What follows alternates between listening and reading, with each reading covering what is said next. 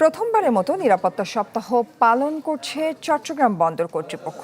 সকালে বন্দর ভবন চত্বরে সপ্তাহের উদ্বোধন করেন বন্দরের ভারপ্রাপ্ত চেয়ারম্যান কমোডর আহমেদ আমিন আবদুল্লাহ।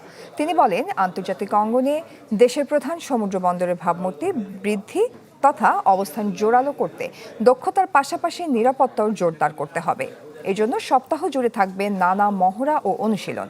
পরে একটি শোভাযাত্রা বের করা হয়, যা ৪ নম্বর গেইটে গিয়ে শেষ হয়। বন্দরের কর্মকর্তা কর্মচারী ছাড়াও অংশীজনরা এতে অংশ নেন।